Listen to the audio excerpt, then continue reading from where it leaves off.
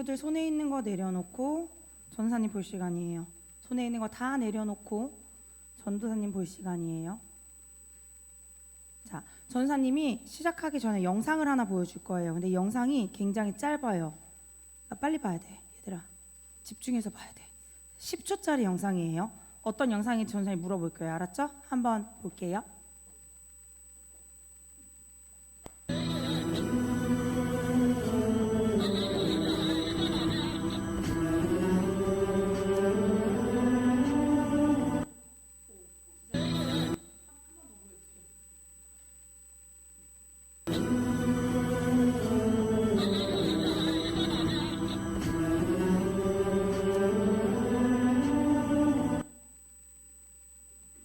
친구들 지금 무슨 일이 일어나고 있는 것 같아요?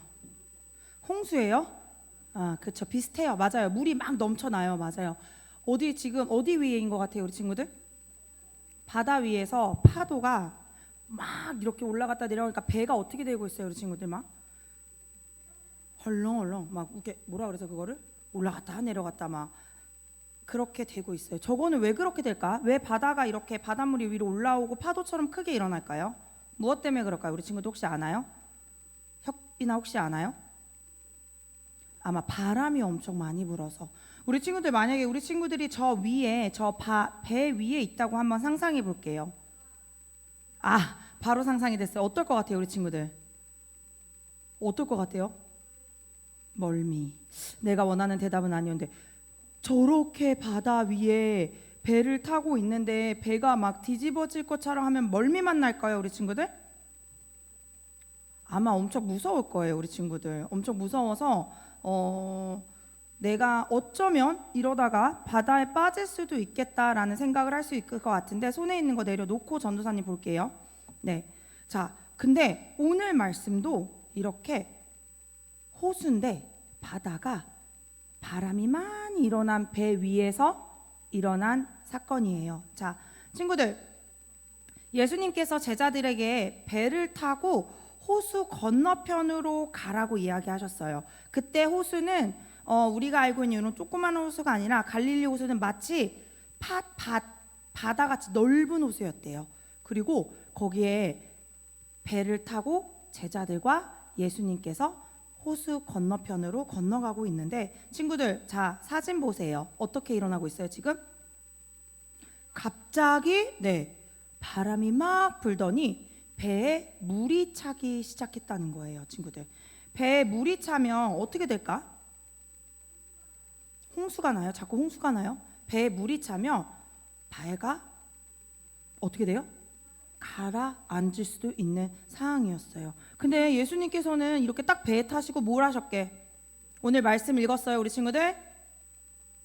뭐 하셨게? 예수님은 바로 피곤하셨는지 잠을 주무시고 줌을 쥐고 제자들은 저 배 위에서 바람이 오는 것을 보고 있었어요. 그때 마음이 어땠을까요, 우리 친구들? 제자들이 두려웠어요.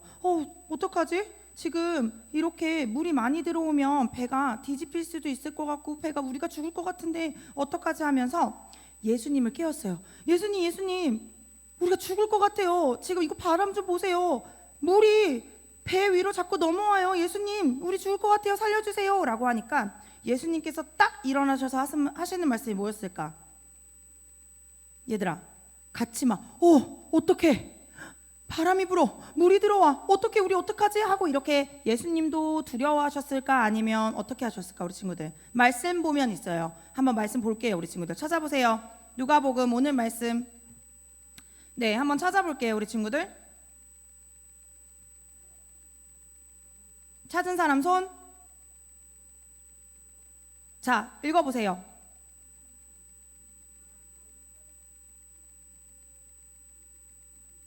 어떻게 하셨어요? 바람과 물결을 꾸짖으면서 뭐라고 말씀하셨냐면 바람과 파도야 잠잠해져라 라고 이야기하셨어요. 그랬더니 어떻게 됐냐면 얘들아, 바람과 파도가 예수님의 말씀처럼 잔잔해졌어요. 그러면서 예수님은 제자들에게 물어보셨어요. 도대체 너희의 믿음이 어디에 있느냐라고 물어보셨어요. 전도사님은 이 말씀을 들으면서 약간 제자들이 혼난다고 생각했거든요.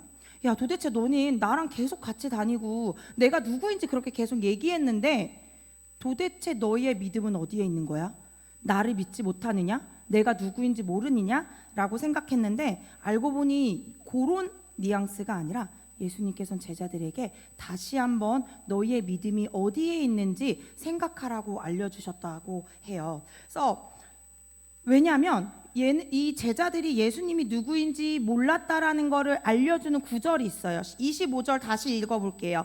전도사님이 찾아봤는데 25절은 여기 보고 읽어볼게요. 시작. 그들이 두려워하고 놀랍게 여겨 서로 말하되 그가 누구이기에 바람과 물을 명함에 순종하느나 하더라. 친구들, 제자들은 예수님이 누군지 알았어요, 몰랐어요? 여태까지 알았어요, 몰랐어요? 이걸 보면 몰랐던 것 같아요.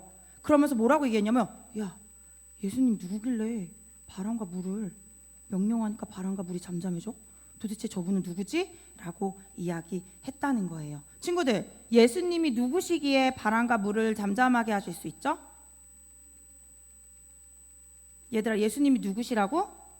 하나님의 아들. 하나님은 누구시죠? 그러면 이 세상을 창조하신 분, 이 세상을 창조하신 분이기 때문에 자연과 이 모든 환경, 하나님이 말하시는 대로 할 수 있어요, 없어요? 하나님이 명하시면 명하신 대로 이 자연과 환경이 잠잠해지거나 좋아지거나 할 수 있어요, 없어요? 있어요. 그런 권세가 누구한테 있냐면 바로 예수님한테 있다라는 거예요. 어쩌면 우리도 맨날 와서 말씀 듣고 찬양 듣고 기도하고 하지만 우리 마음 안에 예수님께서 모든 것을 다 하실 수 있는 분이라는 믿음이 있는지 없는지 한번 우리 친구들의 마음도 살펴봤으면 좋겠어요. 친구들, 예수님께서 모든 것을 다 하실 수 있는 분이라고 믿나요? 우리 친구들 그렇게 믿나요?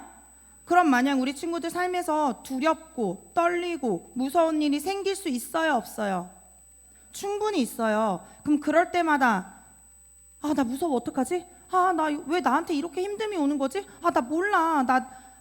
하나님 왜 이런 거 주세요? 잘 몰라요. 무서워요. 이렇게 불평해야 돼요? 아니면 우리 예수님은 다 하실 수 있는 분이야. 내가 지금 이렇게 두려워도 내 두려운 마음도 없애주실 수 있고, 내가 이렇게 힘들어도 내 힘든 마음을 위로해 주실 수 있는 분이야 라고 고백할 수 있는 어린이가 되어야 돼요. 첫 번째, 두 번째. 우리 친구도 첫 번째, 두 번째예요. 예수님은 뭐든지 다 하실 수 있는 분이시고요, 우리의 힘듦과 어려움과 두려움도 없애실 수 있는 분이에요. 그래서 전도사님, 우리 친구들이요, 살아가면서 어떤 환경 가운데 내가 두렵고 떨려도 예수님이 나와 함께 하시면, 예수님이 나를 붙드시면 이 두렵고 떨리는 마음이 다 사라질 수 있고 우리 안에 평화가 있을 거라고 기도하고 고백하고 믿음으로 살아가는 우리 친구들이 되었으면 좋겠어요. 그렇게 할 수 있는 친구들은 아멘.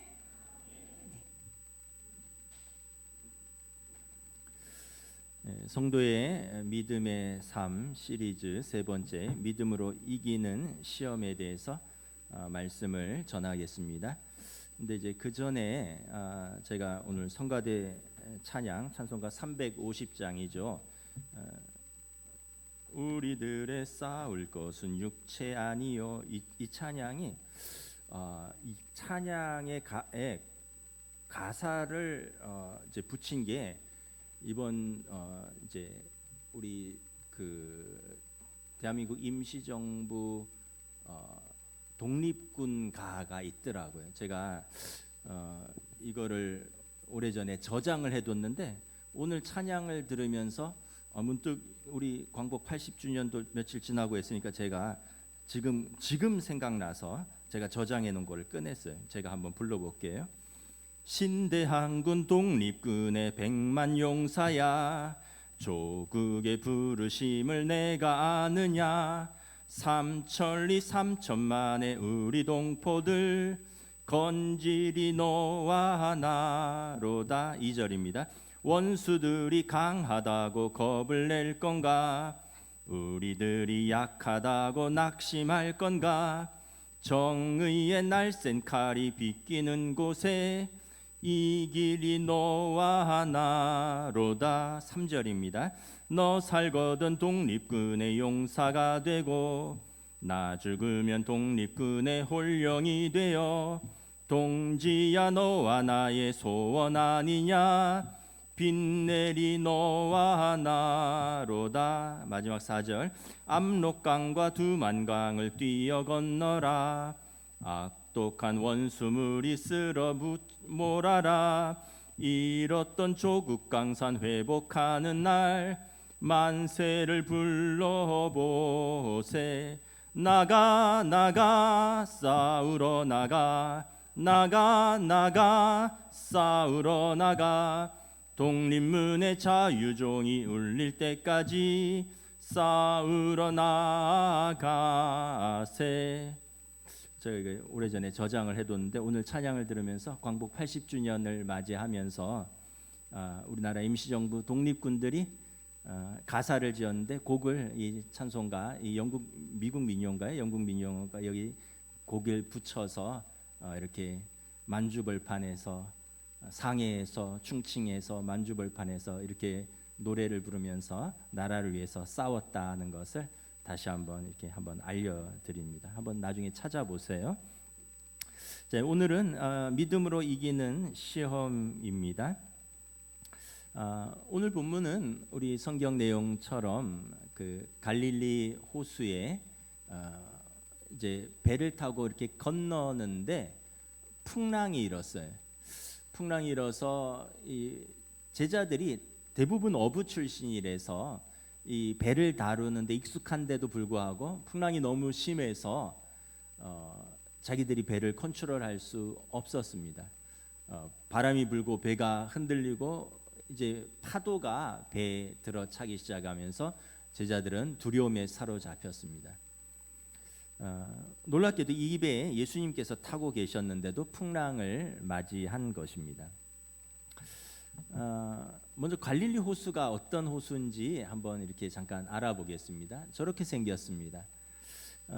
길이가 21km고요. 폭이 12km 되는 담수호입니다. 그러니까 호수죠. 깊이는 한 40-50m 정도 된다고 해요. 제가 저기 가서 한번 배를 타봤는데 굉장히 넓은 21km니까 뭐 눈으로 볼 수가 없죠. 그래서 옛사람들은 바다라고도 불렀습니다. 근데 이제 갈릴리 호수의 지형적 특징이 북쪽으로는 헐몬산이라는 큰 산이 있고요. 그리고 이 서쪽으로는 갈릴리 산지가 있습니다. 그리고 동쪽으로는 골란 공원이라고 해서 사막입니다. 그러니까 남쪽은 이제 요단강으로 흐르는데 그 어떤 210m나 이 해수면보다 낮기 때문에 굉장히 낮은 분지이기 때문에 지형적 특성으로 안개가 자주 끼고요. 북쪽에서 내려오는 찬바람과 동쪽에서 불어오는 뜨거운 사막 바람이 만나면 이 호수 한가운데에서 이제 기후 변동이 일어나는 겁니다. 그래서 풍랑이 일어나는 것입니다. 빈번하게 발생을 합니다. 무슨 말이냐면 갈릴리 바다에서 안개가 끼고 큰 폭풍우가 있는 것은 특별한 일이 아니라 일상적인 것이라는 거예요. 자주 일어나는 사건입니다. 단지 제자들이 그날 그 시간에 호수를 배를 타고 건널 때 일어났다는 것뿐입니다. 인생에도 풍랑이 일어납니다. 그 풍랑은 나에게 안 일어나면 좋겠지만 살다 보면 반드시 풍랑을 거치게 되어 있습니다. 누구에게나 풍랑이 일어납니다. 남자나 여자나 부자나 빈자나 학자나 식자나 무식자나 신자나 불신자나 할 것 없이 누구에게나 인생에 풍랑이 일어납니다. 성경에 보면 위대한 믿음의 조상들이 다 인생의 풍랑을 겪었어요. 믿음의 조상들이라고 평안한 삶만 산 게 아니에요. 아담, 욥, 모세, 아브라함, 야곱, 다윗, 많은 사람들. 아담은 자기 죄 때문에 에덴 동산에서 쫓겨났죠. 욥은 어느 날 갑자기 가족들 다 죽고요. 사고가 나서 가족들 다 죽고 강도들이 재산 다 약탈하고 자기는 몹쓸 병에 걸렸습니다.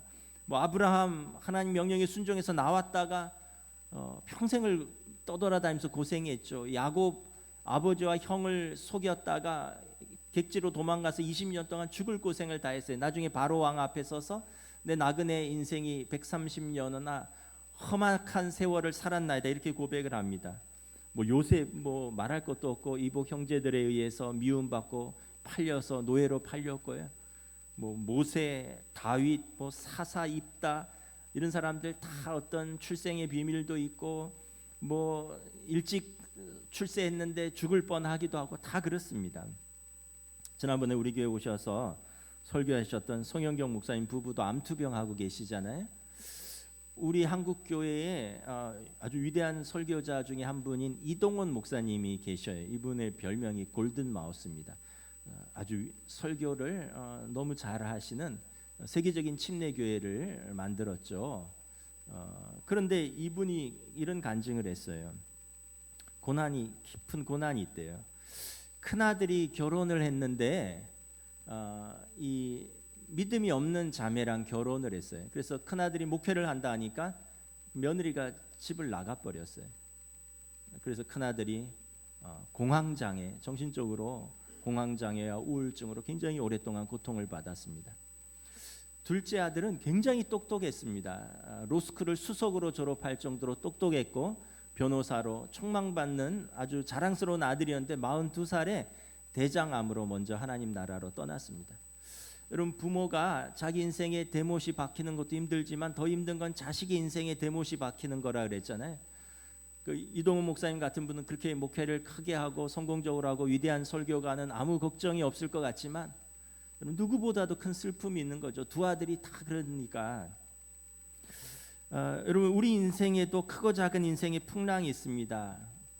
뭐 가정, 자녀, 여러분 결혼하여 가정을 꾸리면 갈등 속에서 살아가는 겁니다. 이걸 이기면서 살아가는 거예요. 자녀를 낳으면 기쁨도 있지만 그 자녀 때문에 눈물 흘리고 슬퍼하는 날도 있어요. 여러분 직장 생활하면서 물질 또 뭐 건강, 실패의 경험, 사고, 천재지변, 전쟁 등 여러분 우리 모두는 피해갈 수 없는 그 인생의 풍랑을 다 겪으면서 살아가는 사람들입니다. 그래서 찰리 채플린의 말처럼 인생은 멀리서 보면 희극인데 가까이서 보면 비극이란 말이 얼핏 사실이기도 합니다. 그러면 인생의 풍랑을 만났을 때 우리의 반응은 어떠한가? 본능적 반응입니다. 본능적 반응은 두려움과 염려에 사로잡히는 것입니다. 두려움과 염려는 좀 구분되는데 두려움은 뭐냐면 지금 당면한 어떤 환경과 문제 앞에서 내가 나타내는 본능적인 반응과 감정입니다. 지금 어떤 상황을 맞이했어요. 그 즉각적인 위협 상황 속에서 내가 나타내는 본능적인 반응과 감정입니다. 염려는 뭐냐면 아직 일어나지 않은 일에 대하여 걱정하는 심리와 감정입니다. 이 두려움과 염려는 나쁜 것은 아니에요. 왜냐하면 두려움과 염려가 있기 때문에 우리가 위기 상황에서 생존의 본능, 그 살아갈 수 있고 피할 수 있는 그런 본능을 갖췄고요. 또 미래에 다가올 것에 대해서 우리가 대비하고 준비하는 계획을 세우기 때문에 나쁜 건 아닌데 뭐냐 하면 이 두려움과 염려에 과도하게 사로잡힐 경우가 문제라는 거예요. 그러면 생각이 정지됩니다. 올바르게 판단할 수 없고요. 그리고 그것이 더 나아가서 일상이 무너질 수 있는 것입니다. 그 여러 가지 부작용들이 몸과 마음과 정신과 영적으로 부작용이 미쳐요. 육체적 부작용은 뭡니까? 두려움과 염려가 사로잡히면 우리 다 경험해 보실 거예요. 호흡 곤란이 와요. 호흡이 잘 안 돼요. 여러분 한숨 쉬잖아요. 왜 한숨 쉬어요? 호흡이 안 돼서 한숨을 쉬는 거예요. 일상적인 호흡이 안 되기 때문에 두려움과 염려 속에 자기도 모르게 호흡 곤란이 오는 거예요. 그리고 섭식 장애가 옵니다. 뭘 못 먹어요. 또는 폭식을 합니다. 수면 장애가 옵니다. 그 외에도 여러 가지 신경성 질환들이 생깁니다. 위경련이라든가 장 트러블이 생긴다거나 뭐 이런 뭐 여러 가지 두통 뭐 이런 복통 뭐 이런 모든 것들은 사실은 지난번에 우리가 내 마음을 지키라 해서 뇌에 대해서 말씀드렸잖아요. 우리 마음은 뇌로 마음과 육체가 연결되어 있거든요. 마음의 두려움과 염려가 생기면 이게 육체로 연결이 되는 것입니다. 그래서 스트레스가 만병의 근원이 되는 것이죠. 두려움과 염려가 미치는 정신적 부작용도 있습니다. 감정 조절이 잘 안 돼요. 그 일상에 집중할 수가 없습니다. 대인 관계도 잘 안 됩니다. 누군가를 만나는 것이 힘들어요. 이외에도 공황장애, 우울증, 심리적 상처 이런 많은 정신적 부작용을 남깁니다. 또 이외에도 또 우리에게 그 영적 부작용도 남깁니다. 이 영적 부작용은 다 한 번쯤 생각해 보셨을 거예요. 젊은 분이나 연세 되신 분이나 나 이렇게 예수 잘 믿는데 왜 이런 일이 나한테 생기지? 하나님이 과연 살아계신가? 하나님이 나를 과연 사랑하시나? 하나님이 살아계시고 나를 사랑하시는데 어떻게 나한테 이런 일이 있을 수 있지? 그러면서 신앙의 회의와 의심과 영적으로 냉담에 빠집니다. 그럼 우리가 고난과 시험을 당하여 두려움과 염려에 사로잡힐 때 어떻게 믿음으로 이겨낼 수 있을까라는 거예요. 일단은 이걸 믿음으로 해석하는 것이 필요하고요. 그리고 믿음으로 행동하는 것이 필요합니다. 먼저 믿음의 해석입니다. 아까도 말했지만 모든 사람에게 시험은 다 오게 되어 있습니다. 그래서 믿음은 시험, 풍랑을 거치면서 성장한다는 것을 배우는 것입니다. 성경의 말씀이 시험을 통해서 인생의 풍랑을 통해서 우리의 믿음이 성장한다는 것입니다. 우리 야고보서 1장 2절부터 4절 함께 봉독합니다. 내 형제들아 너희가 여러 가지 시험을 당하거든 온전히 기쁘게 여기라. 이는 너희 믿음의 시련이 인내를 만들어내는 줄 너희가 알미라. 인내를 온전히 이루라. 이는 너희로 온전하고 구비하여 조금도 부족함이 없게 하려 함이라. 믿음의 시련이 있다라는 거예요. 근데 믿음의 시련을 어떻게 인내하라는 거죠. 인내하면서 견디다 보면 우리가 온전히 구비되는다라는 것입니다. 이 온전하다라는 말에는 mature, 성숙하다라는 의미가 있고 구비된다, equipping 이것은 준비되는 거예요. 갖추어지는 것입니다. 우리 어디 수련회 갈 때 야 상비야 구비했어 이러잖아요. 갖추어서 준비하는 것입니다. 이 시련이 우리가 믿음으로 이 시련을 인내하면 이 인내가 우리를 성숙하게 하고 우리의 인격과 성품과 삶의 여러 부분들이 성숙하게 갖춰지는 그런 훈련을 하는 것입니다. 여러분 아무 시련이 없으면 좋겠지만 그냥 온실 속의 잡초가 되는 거예요. 온실 속의 꽃이 되는 거예요. 그러나 잡초처럼 비바람도 맞지만 이것이 우리가 인내를 온전히 이루면서 성숙하고 또 갖춰지는 거죠. 구비되는 겁니다. 베드로전서 1장 6절 7절 함께 봉독합니다. 너희가 여러 가지 시험으로 말미암아 잠깐 근심하게 되지 않을 수 없으나 오히려 기뻐하는도다. 너희 믿음의 확실함은 불로 연단하여도 없어질 금보다 더 귀하게 예수 그리스도께서 나타나실 때 칭찬과 영광과 존귀를 얻게 하려 할 것입니다. 이 믿음의 시련은 우리를 불로 연단하는 것 같다는 거예요. 여러분 금이나 은이나 쇠를 뭘로 연단하니까 불로 연단하잖아요. 불로 달구어서 다듬고 모양을 잡고 불순물을 제거하잖아요. 이 믿음의 시련과 인생의 풍랑이 우리의 인생의 불순물을 제거하는 것입니다. 그래서 우리 인생이 연단되고 단단해지고 성숙해지는 것입니다. 그 연단된 믿음의 삶이 우리 주님 오실 때 칭찬과 영광과 존귀를 얻도록 인도하는 것입니다. 고린도전서 10장 13절 함께 봉독합니다. 사람이 마땅히 감당할 시험 밖에는 너희가 당한 것이 없나니 오직 하나님은 미쁘사 너희가 감당하지 못할 시험 당함을 허락하지 아니하시고 시험 당할 즈음에 또한 피할 길을 내사 너희로 능히 감당하게 하시느니라. 시험이 있는데 감당할 수 있다는 거예요. 하나님께서 우리에게 그 시험 가운데 피할 길을 알려주시고요. 때로는 정면으로 맞서라. 이걸 감당할 힘을 주겠다는 거예요. 어떤 때는 피할 길로 우리를 인도하시고 어떤 때는 피할 길이 아니라 이것을 맞서서 이길 수 있도록 감당할 힘을 주신다는 거예요. 그래서 여러분 믿음으로 받아들이는 것이 참 중요합니다. 그리고 이제 이 믿음으로 행동을 해야죠. 반응을 해야죠. 믿음이 없으면 우리가 인생의 풍랑을 맞으면 어떻게 반응합니까?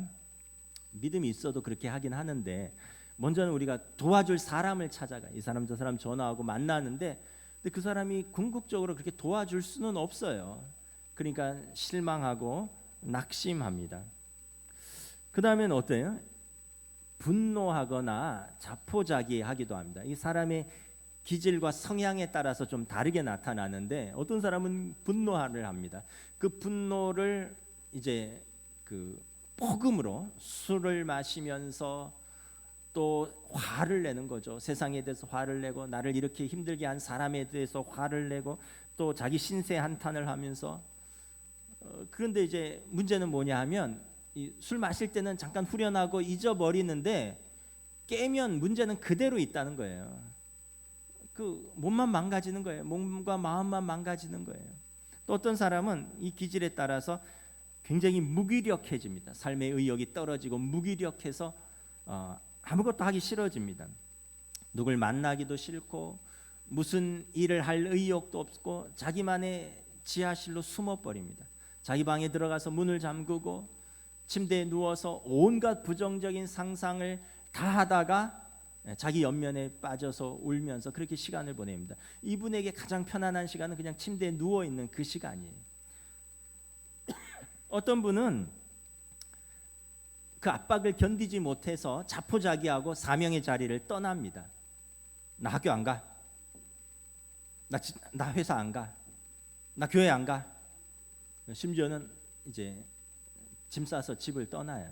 근데 이 정신과 의사들이 하는 말이 뭐냐 하면 그냥 현재를 피하려고 떠나고 싶은 마음이 들는데 그때 절대 떠나면 안 된대요. 왜 안 되냐 하면 현재의 문제가 있고 떠나면서 파생되는 또 다른 문제가 있다는 거예요. 그러니까 현재의 문제에 인한 스트레스와 떠나면서 생기는 또 다른 스트레스가 2차 스트레스가 더해져서 스트레스가 가중된다는 거예요. 그러니까 떠나서 해결이 되면 좋은데 그게 아니라 여러분 학교 학생이 안 가면 당장 문제가 발생하죠. 자기 학교 생활이나 성적이나 진로에. 그럼 직장인이 승질나서 회사 안 가면 당장 문제가 발생하죠. 뭐 교회 안 가면 문제가 당장 눈에 띄는 문제는 발생하지 않는 것 같지만 영혼이 침체됩니다. 영혼이 아주 냉담해지는 거예요. 집을 나가는 것도 마찬가지예요. 나가면 본인도 남은 가족들에 대한 염려도 있고 또 떠난 사람에 대해서 가족들에 대한 염려가 있고 그러니까 이게 기존의 스트레스와 새로 파생되는 스트레스 때문에 스트레스가 가중된다. 제 말이 아니라 정신과 의사가 한 말이에요. 떠나고 싶다고 무조건 떠나면 안 된다는 거예요. 여러분은 어떤 스타일이십니까? 오늘 본문에서 예수님의 제자들은 어떻게 반응하냐? 먼저는 예수님이 배에 계신 것을 기억했습니다. 오늘 본문과 이제 병행 본문인 마가복음 4장에 보면 예수님께서 고물에서 베개를 베고 주무시고 계셨어요. 고물은 배의 뒤편입니다. 배 뒤편에 여러분 낚싯배 같은 거 타시면 이렇게 조그만 실내가 있잖아요. 거기 뭐 기관실도 있고 선장이 쉬기도 하고 뭐 음식을 만들기도 하는 아마 그런 곳에 예수님이 베개를 베고 주무시고 계셨어요. 그러니까 제자들이 예수님이 우리와 함께 계시다는 것을 먼저 기억을 합니다. 두 번째는 문제를 가지고 예수님께 나아갑니다. 8장 24절에 제자들이 나와서 예수님을 깨워서 말씀합니다. 주무시고 계신 예수님을 깨우는 것입니다. 그리고 세 번째는 예수님께 도움을 요청합니다. 8장 24절에 주여 주여 우리가 죽게 되었나이다. 여러분 이게 기도예요. 예수님이 계신 것을 기억하고 예수님께 우리의 문제를 가지고 나아가서 예수님께 주여 주여 내가 죽게 되었나이다 라고 큰 소리로 호소하는 것, 이게 기도입니다. 여러분 세 가지 스텝을 기억하십시오. 아까 뭐 여러 가지 사람 찾아다니고 술 마시고 뭐 방에 퍼져 누워 있고 집 떠나고 이런 거 말고 주님이 나와 함께 계시다. 주님께 그 문제를 가지고 나아가자. 주님 앞에 가서 주님 내가 죽게 생겼습니다. 큰 소리로 기도하며 호소하라는 거예요. 제자들의 부르짖음에 예수님께서 일어나셔서 그들의 문제에 개입하십니다. 먼저 예수님께서 제자들에게 물으십니다. 너희 믿음이 어디 있느냐? 여러분, 믿음이란 것은 무엇입니까? 믿음은 하나님에 대한 신뢰죠. 하나님에 대한 우리의 지적, 정신적, 또 우리의 감정적, 우리의 의지적, 우리의 모든 전인적인 것을 동원한 하나님에 대한 신뢰입니다. 너희의 믿음이 어디 있느냐는 말씀은 야, 너희의 믿음을 작동시키라라는 거예요. 상황에 함몰되어서 상황이 너를 압도하지 못하게 하라. 감정이 너를 통제하지 못하게 하라. 믿음을 우리의 상황과 문제에 적용시키라는 거예요. 우리 다 문제 앞에서 경험해 봤잖아요. 여러분, 울고 불고 뭐 호떡집에 불난 것처럼 야단법석 떤다고 해서 문제 해결되는 거 보셨어요? 그 상황에 대해서 분노하고 상대방 비난하고 탓한다고 문제 해결됩니까? 여러분, 오히려 예수 안 믿는 가족들이나 세상 사람들이 동요하고 흔들리고 패닉에 빠져서 어쩔 줄 모르는 우리를 보고 이렇게 말할 겁니다. 저 사람들은 자기 주님을 못 믿는 것 같아. 평소 예수님 믿고 평화 평화 외치더니 문제 생기더니 저렇게 울고 불고 난리를 치네. 우리랑 별로 다를 게 없어. 기독교 별거 아닌가 봐. 우리 교회 갈 이유 없어. 저 사람들이 믿는 주님을 자기들도 못 믿는 것 같아. 이렇게 말한다는 거예요. 여러분, 문제와 어려움 속에서 우리의 믿음이 드러나고 우리의 믿음을 세상에 보여주는 기회가 되는 것입니다. 중요한 것은 그럴 때일수록 정신과 이성과 분별력을 잃어서는 안 됩니다. 절대 여러분, 그때는 정상적인 상태가 아니기 때문에 감정적인 결정을 해서는 안 됩니다. 감정이 휘둘리는 결정을 해서는 안 돼요. 그런 말 있잖아요. 화날 때는 중요한 결정하지 말라고. 다시는 안 볼 것처럼 소리를 지르면서 회의장을 떠나고 배우자에게 이혼을 선포하고 회사에 사표를 던지고 더 악화시키는 겁니다. 힘들겠지만 그 상황에서 예수님의 말씀을 기억해야 됩니다. 너희 믿음이 어디 있느냐? 너희 믿음을 작동시켜라라는 거예요. 좀 약간 그 상황에서 오히려 냉정해지고요, 좀 더 독해져야 됩니다. 나는 이 상황에 압도되지 않겠다. 나는 이 상황에 내 자신을 방치하지 않겠다. 나는 그냥 감정에 휘둘리지 않겠다. 이 감정이 내가 아니다. 이 상황 분명 나에게 불리하지만 그러나 내가 이 상황을 통제해 보겠다. 내 이 감정에 완전히 함몰되지 않겠다. 내가 주도권을 쥐고 상황과 문제를 통제하겠다. 난 절대로 무너지지 않겠다. 조금 때로는 냉정하고 독해져야 됩니다. 예전에 제 고등학교 친구 중에 굉장히 독한 친구가 있었어요. 저희 때는 막 반에서 괴롭히고 때리고 이런 일들이 있어도 선생님들이 개입하거나 이러진 않았거든요. 아주 심하지 않으면. 이 친구가 공부는 잘하는데 깐족건적거렸어요. 좀 밉게 보인 거죠. 그래서 이 좀 힘센 애들이 괴롭혔어요. 근데 이렇게 괴롭히고 툭툭 치고 이러는데 얘가 그 감정이 올라오거나 어디 맞으면 코피가 터지더라고요. 뭐 굳이 꼭 코를 때린 것도 아닌데 얼굴을 맞거나 아니면 감정이 올라오면 코피가 터져요. 근데 나중에 알고 봤더니 얘가 공부를 하다가도 코피가 자주 터진대. 이 코 힘줄이 약한 거죠. 어느 날은 얘가 학교에 딱 오더니 자기를 괴롭히는 애들한테 야 때려봐, 더 때려봐, 내 코 때려봐, 코피 흘리나. 어제 가서 코 지지고 왔어, 때려봐 이러더라고요.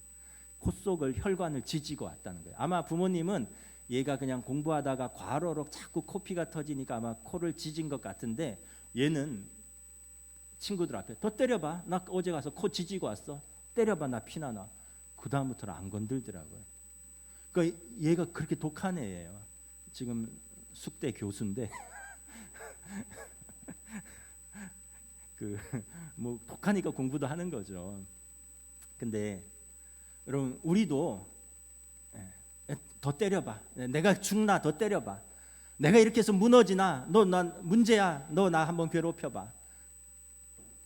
나는 절대로 무너지지 않을 거야. 여러분, 믿음으로 자신이 아는 바와 믿는 바를 일치시켜야 됩니다.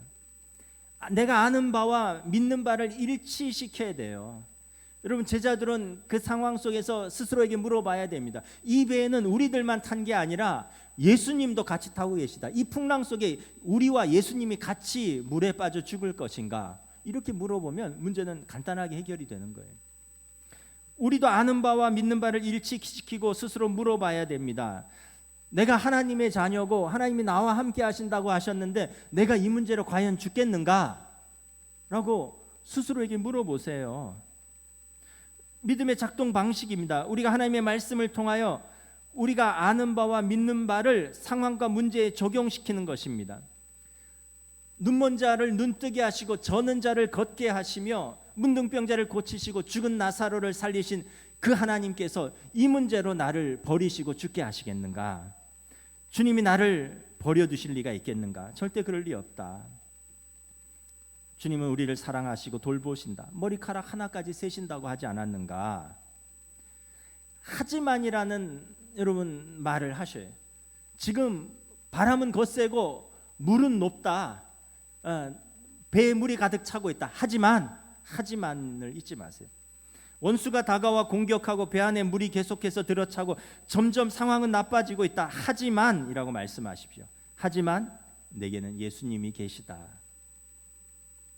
상황과 문제보다 진리의 말씀을 붙들고 선포하십시오. 하나님의 말씀을 상기하고 언약을 붙드는 것이 믿음입니다. 하나님이 나를 사랑하다 독생자를 주신 그 하나님 아니신가?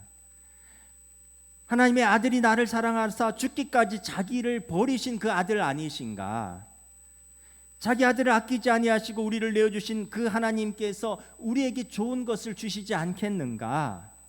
우리가 죄인 되었을 때 그리스도께서 십자가에 죽으심으로 우리에게 보여주신 하나님의 사랑의 확증을 붙드는 것입니다. 지금까지 날 이끌어주신 하나님이 이제 와서 날 저버리실 리 없다. 그것은 불가능한 일이다. 그것은 하나님의 성품에 어긋나는 것이다 라고 선포하는 것입니다. 이것이 믿음을 작동하는 방식입니다. 여러분, 제발 물론 사람이니까 그럴 수 있어요. 여러분들이 괴로워하면 주변 사람들도 괴로워합니다. 우리 주님도 괴로워합니다. 안 괴로워할 수 없지만 잠시 낙심할 수 있지만 우리는 믿음을 작동시켜야 돼요. 너희 믿음이 어디 있느냐 이걸 기억하셔야 돼요. 그리고 주님이 개입하십니다. 바람과 바다를 잔잔케 하십니다. 오늘 본문의 제자들의 믿음은 그렇게 큰 믿음은 아니었습니다. 빈약하고 보잘것없고 불완전했습니다. 풍랑 앞에서 그들은 불안하고 괴롭고 무섭고 기진한 모습 그대로 주님께 나아갔습니다. 그리고 주님을 깨웠습니다. 아주 빈약하고 미약한 이 겨자씨만한 믿음이었는데 주님이 그 믿음을 받으셨습니다. 그리고 그 믿음을 응답하셨습니다. 그리고 문제에 개입하시고 풍랑을 잔잔케 하십니다. 누가복음 8장 24절 봉독합니다.